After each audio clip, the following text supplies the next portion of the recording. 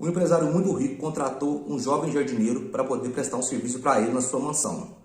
Para você ter ideia, o jovem jardineiro tinha apenas 17 anos, mas mesmo assim o milionário acreditou na capacidade dele e deixou ele prestar o serviço. No final do dia, com o jardim todo impecável, ele pagou o jardineiro que iria embora. Mas antes de ir embora, ele falou assim, ó, o senhor, por favor, poderia me emprestar o seu telefone? Na época não existia celular, é uma história mais antiga, só existia orelhão e telefone fixo. Então o jovem pediu o telefone fixo do empresário emprestado. Aí o empresário foi e aceitou e falou, sim, pode usar. Mas querendo saber o que o jovem queria falar ao telefone, ele ficou atrás da porta. Aí o jovem estava ligando para uma ex-cliente dele, ou uma cliente dele, que a gente vamos descobrir daqui a pouco. Aí ele ligou e falou assim, ó, boa tarde senhora, tudo bem? Eu sou jardineiro, eu presto um serviço de jardinagem aqui na cidade de Indaiatuba e eu presto um excelente serviço, gostaria de trabalhar para a senhora. Aí a senhora respondeu, não, mas eu já tenho jardineiro, meu jardineiro é ótimo. Ele falou, sim, mas eu sou um jardineiro que quando eu acabo de fazer a jardinagem, eu limpo tudo, deixo tudo varridinho.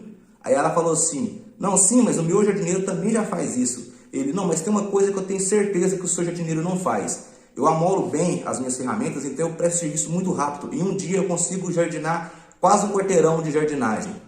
Aí ela falou, sim, muito obrigado, meu jovem, mas eu já tenho um jardineiro e ele é ótimo, e eu não troco ele por nada. Aí ele, tudo bem então, desligou. Aí o empresário saiu de trás da porta e falou, meu amigo, você é muito bom de serviço, mas essa cliente aí você perdeu. Aí ele falou, não, essa cliente eu não perdi não. Essa cliente aí é uma cliente minha, eu atendo ela 2 vezes por semana. Eu estava apenas ligando para ela para constatar que ela estava satisfeita com o meu serviço. Então vocês entenderam aí a moral da história? Quando eu falo para vocês que o diferencial é o que faz a diferença, eu estou falando desse tipo de atitude. É de você se policiar todo dia para o seu padrão de serviço nunca cair e sempre subir. E mesmo quando você estiver ganhando, você continuar treinando. Então, meus amigos, espero que vocês tenham gostado desse vídeo. Curtam, compartilhem com alguém que você goste e ache que vai levar uma mensagem boa para ele. E fiquem todos com Deus. Tamo junto.